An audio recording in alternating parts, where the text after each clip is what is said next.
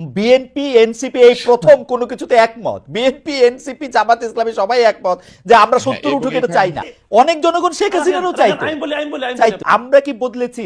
ধরা যাক এই আন্দোলনটা তো আমাদের সবারই আন্দোলন ছিল। আমরা তো চাই নাই যে এতদিন ধরে একটা অগণতান্ত্রিক সরকার ক্ষমতার মধ্যে থাকুক, নির্বাচনের নামে প্রহসন করে যারা ক্ষমতার মধ্যে থেকে আছে তাদেরকে আমরা তাড়িয়েছি ঠিকই, কিন্তু নতুন রাজনৈতিক বন্দোবস্ত আমরা চেয়েছি কেবলমাত্র সরকারের কাছ থেকে, কেবলমাত্র এই বৈষম্য বিরোধী ছাত্র আন্দোলনের কাছ থেকে। এটা আমাদের ঠিক হয়েছে কিনা, আমরা নিজেরা বদলেছি কিনা তুষার ভাই? কারণ আমি আসলে গণমাধ্যমে কোনো বদল দেখি না, নামগুলির বদল ছাড়া বেশিরভাগ ক্ষেত্রেই। আমি আসলে রাজনৈতিক যে কালচার সেটিতে বদল দেখি না। বলা হয় কোনো নেতা সম্পর্কে তার নাম বললে উজু করতে হবে, কোনো নেতা সম্পর্কে বলা হয় যে তিনি হজরত, মানে একই তো রয়েছে। ইউনূস সাহেবকে পর্যন্ত বলা হয় যে ইউনূস সাহেব এমনভাবেই দেশ চালাচ্ছে যে আরো 5 বছর 50 বছর ইউনূস সাহেব মারা যাওয়ার আগ পর্যন্ত যাতে বাংলাদেশে আর কোনো নির্বাচনের কথা কল্পনাও না করা হয়।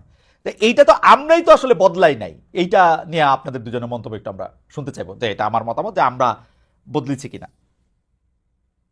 আমরা বদলেছে কিনা এই প্রশ্নটা আসলে একটু জটিল, কেননা আমরা বলতে আসলে আমরা কাকে বুঝি? এই রাজনৈতিক দল আপনি এবং যদি সরকার বলেন বাদে বাকিরা। না, আরবান এলিট শ্রেণী বদলায় নাই।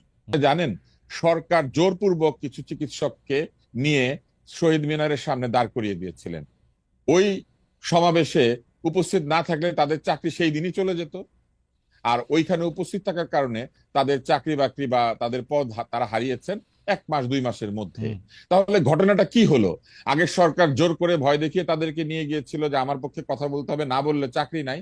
এই সরকার তাদের চাকরি নট করে দিয়েছে, কারণ ওই সময় তারা এই আন্দোলনের পক্ষে কথা বলেন নাই।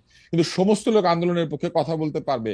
বাংলাদেশের সমস্ত লোক, না, এইটা শিক্ষক কিন্তু কিংবা এইটা কিন্তু খুবই ইন্টারেস্টিং তুষার ভাই। আমি এই প্রসঙ্গটা একটু তুলতে চাই আপনাকে একটু এটা করে, যে আপনি খেয়াল করেছেন যে বর্তমান যে সেনাপ্রধান ছিলেন তিনি তো 5 আগস্টের আগ পর্যন্ত উনি লয়াল ছিলেন to Sheikh Hasina like anything. উনি ভিতরে ভিতরে কি করছেন না করছেন তা তো আমরা কেউ জানি না।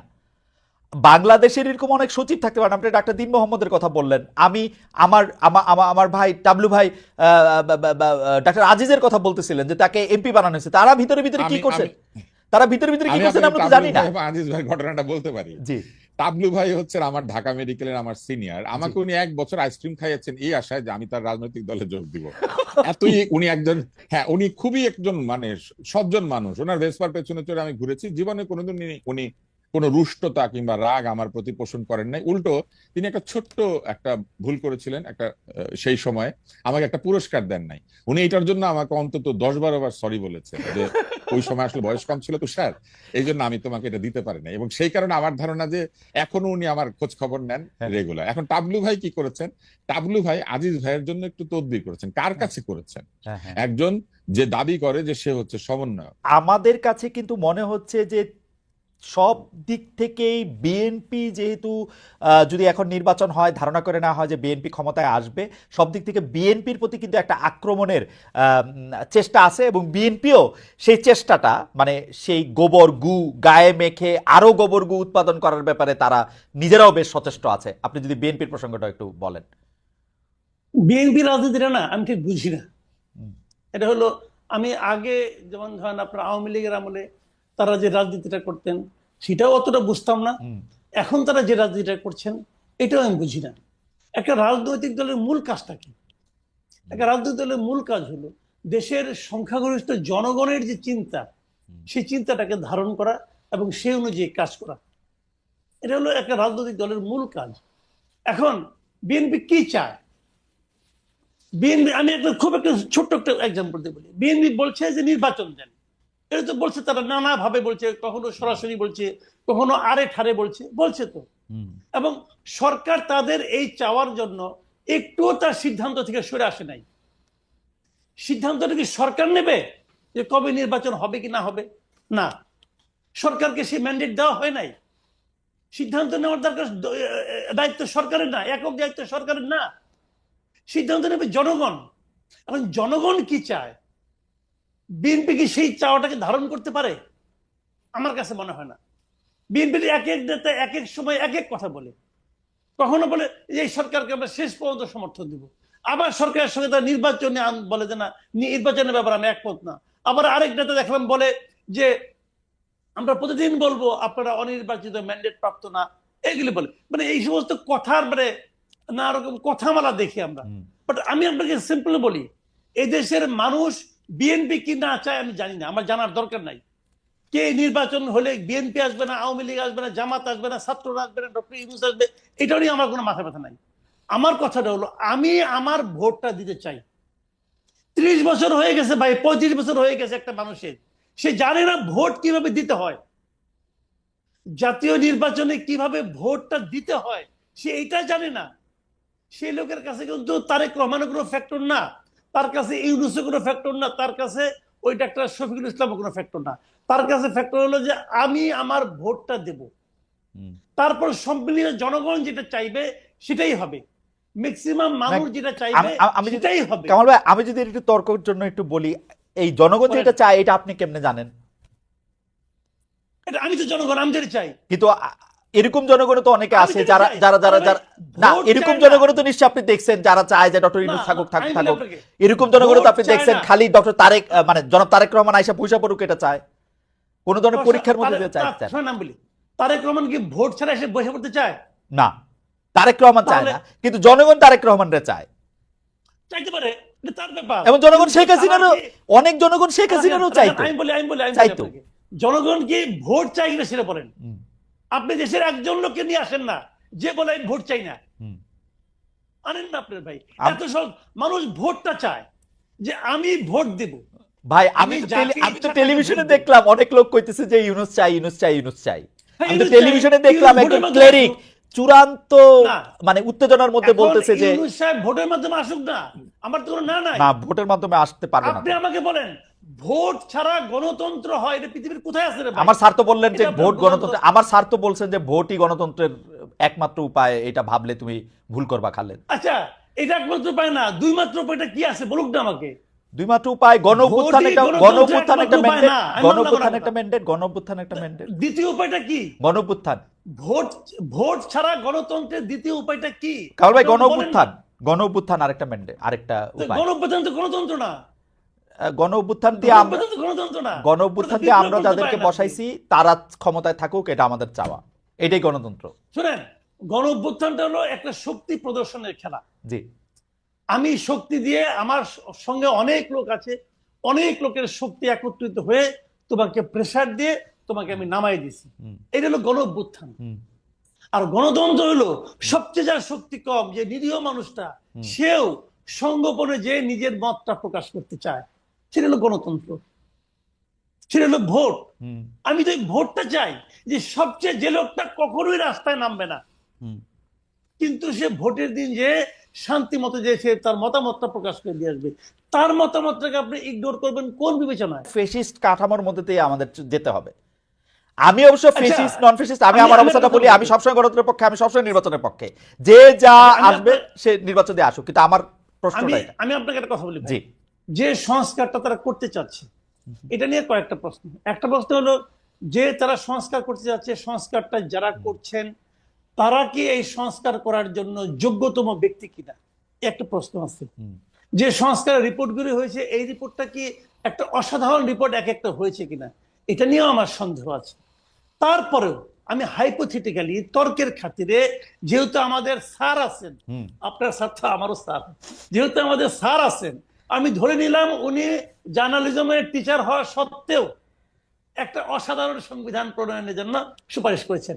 আমি এটাও ধরে নিলাম স্যারের প্রতি ছাত্রের এক ধরনের ইয়ের কারণে, পক্ষপাতিত্বের কারণে ধরে নিলাম। তাতেই কি, সেটাই কি আপনার রক্ষা কবচ হয়ে গেল স্বৈরাচার না আসার? আপনাকে আমাকে সিম্পল একটা এক্সাম্পল দিয়ে বলি, পৃথিবীতে যত মুসলমান আছে তাদের জন্য একদম মানে অলঙ্ঘনীয় গ্রন্থ কোনটা, সংবিধান কোনটা? কোরআন শরীফ। যে কোরআন শরীফের একটা অক্ষর পর্যন্ত এদিক সেদিক করা যাবে না। আপনি মুসলমান, আমিও মুসলমান, অন্য দেয়ালা বাদ দেন। আপনি যেভাবে কোরআনকে ফলো করেন আমি কি সেভাবে কোরআনকে ফলো করি? প্রত্যেকটা মুসলমানকে, ফিলিস্তিনের গাজায় যারা আছেন তারা যেভাবে কোরআনকে ফলো করেন, সৌদি আরবের মুসলমানরা কি সেভাবে কোরআনকে ফলো করেন? বই তো একটা, আল্লাহর বই একটাই তো ভাই। কাজেই বইয়ের মধ্যে কি লেখা আছে, ওই মহাগ্রন্থে কি লেখা আছে সেটা ইম্পর্টেন্ট না। ইম্পর্টেন্ট হলো সেই বইটা কারা ফলো করতেছে সেটা ইম্পর্টেন্ট। রাইট। আপনি কি সংস্কার করলেন সেটা ইম্পর্টেন্ট না, সেই সংস্কারটা কারা পালন করছে কারা করছে না সেটা ইম্পর্টেন্ট।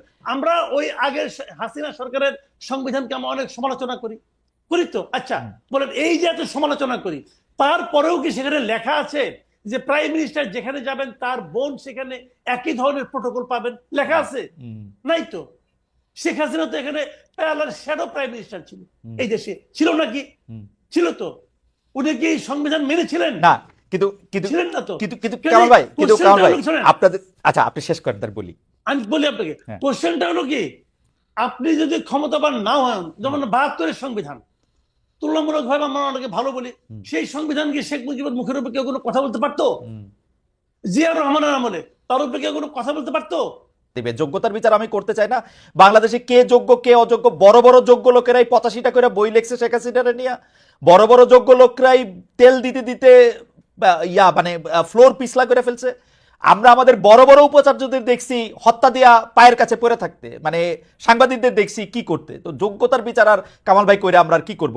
আমি তুষার ভাই একটু জানতে চাইবো যে এটি আমার শেষ প্রসঙ্গ, শেষ প্রশ্ন, কামাল ভাই একটু জবাব দেবেন যে আমাদের কোনো একটা সংস্কার এরকম আছে কিনা যেইটা করলে, সংবিধানে করলে বা আমরা এটার ঘোষণা দিলে, যে এটা একটা ঘোষণাপত্র দিলে আরেকটা রাজনৈতিক দলের আরেকটা সরকারের ফেসিস্ট হয়ে ওঠার পথে অন্ততপক্ষে পথে একটু কাটা বিছানো হয়?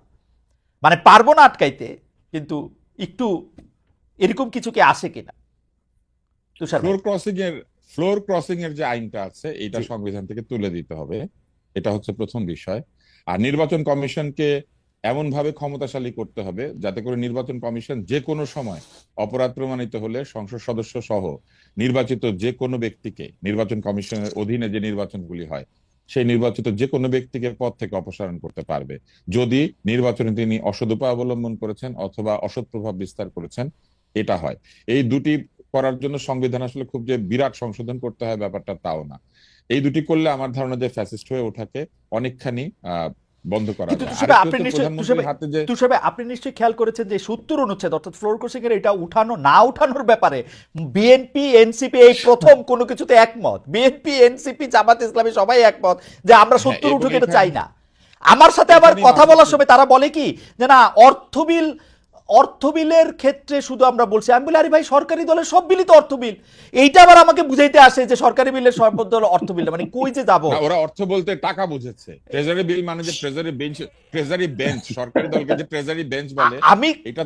আমি সোজা গোদা বাংলায় বুঝায় বললাম যেটার সাথে টাকা পয়সা জড়িত, এইটা ছাপাইতেও টাকা লাগে, সুতরাং এটা অর্থ বিল। তাও ব্যাপারটা তো তা না।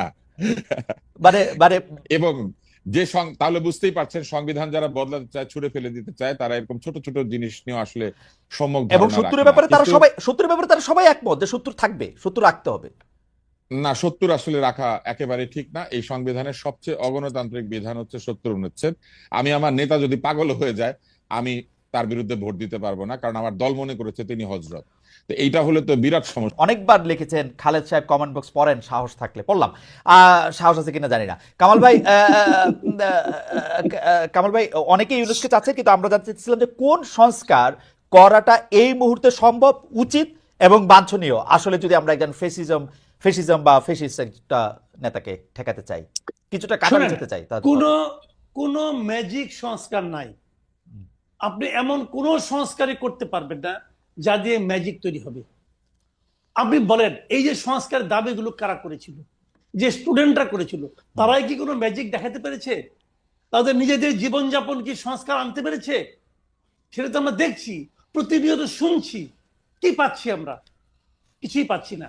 কাজে এই ঘটনাগুলি হলো জানেন, এক ধরনের হাইপ তৈরি করা হয়েছে সোশ্যাল মিডিয়ায় যে ডক্টর ইউনূসকে 5 বছর চাই। কেন চাই, কিভাবে চাই, কি কারণে চাই কেউ বলতে পারে না। কিন্তু ডক্টর ইউনূস কি, আমরা যে আন্দোলনের কথা বলি, সেই আন্দোলনের চেতনাকে ধারণ করে? আমি তো মনে করি করে না। যদি করতো তাহলে উনি এই ধরনের লোককে এখানে তার উপদেষ্টা মন্ডলীতে আনতো না, যাদের মধ্যে 80% সঙ্গে এই আন্দোলনের কোনো সম্পর্ক নাই, কোন ধরনের সম্পর্ক নাই এই আন্দোলনের সঙ্গে। নূরজাহান বেগম স্বাস্থ্য মন্ত্রণালয়ে আছে। কামাল ভাই, এটা আমি আগেও বলছি, শেখ হাসিনার সাথে সম্পর্ক না থাকাই আন্দোলনের সাথে সম্পর্ক। এটা হচ্ছে থিওরি। নূরজাহান বেগমের সাথে শেখ হাসিনার ইউনূস সাহেবের এগেইনস্টে করা মামলায় ইউনূস সাহেবের পাশাপাশি নূরজাহান বেগম যে থাকছেন, এর জন্য উনি 2টা মন্ত্রণালয়ের উপদেষ্টা হইতে পারেন, মাত্র তো একটা হইছেন।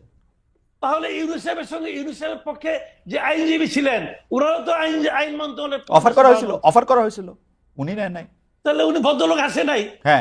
ভালো কথা। হ্যাঁ। তো আমি এই জন্যই বলছি যে চেতনা যে কি জিনিস, এখন আগেও দেখছি হাসিনার আমলে চেতনা বিক্রি করা হয়েছে, এখনো দেখছি এখনো চেতনা বিক্রি করা হচ্ছে। চেতনার নাম নিয়ে বলা হচ্ছে যে উনাকেই চাই, উনাকে কেন চাই? হাসিনার সময় এরকম হুজুগ ছিল, 2043 পর্যন্ত হাসিনাকে চাই। বঙ্গবন্ধুর সময় হুজুগ ছিল ওনাকে আজীবন চাই। এই সমস্ত হুজুগ অর্থহীন হুজুগ। আমি মনে করি এই হুজুগগুলো এখন ইন্টেনশনালি তোলানো হচ্ছে। এবং ওই যে আমি বলি না যে আমাদের বিদেশে একজন ব্রাহ্মণ পীর আছেন, ওনার কিছু মুরিদ আছে এই দেশে, তারা এখানে মিলায়। না কামাল ভাই, আপনিও তো ইউনূস সাহেব আসার 1-2 সপ্তাহের মধ্যেই বলতে শুরু করছেন নির্বাচন চাই, উনাদের এই ভুল ধরতে শুরু করছেন। তো আমি কেন বলবো? আপনিও তো উনার সুযোগ দেন নাই। ইউনূস সাহেব যত তাড়াতাড়ি নির্বাচন দিবেন উনি তত কম বিতর্কিত হবেন। আমি একটা কথা বলে শেষ করি, শুনেন। হাসিনা গভর্নমেন্ট ক্ষমতায় আসার পর থেকে প্রায় পারলে প্রথম দিন থেকে ইউনূস সাহেবকে বিতর্কিত করার চেষ্টা করছেন, ইউনূস সাহেবকে বেইজ্জতি করার চেষ্টা করছেন। 15 বছর প্রচেষ্টার পর উনি ইউনূস সাহেবকে যতটুকু বেইজ্জতি করতে পেরেছেন, আমি আপনাকে গ্যারান্টি দিয়ে বলছি এই দেশের মানুষের কাছে ইউনূস সাহেব তার এই যদি সে 15 মাস ক্ষমতা থাকতে পারে, 15 মাসে তার 2 গুণ না 3 গুণ বেইজ্জতি নিজেই নিজেকে করে তারপর উনি যাবেন।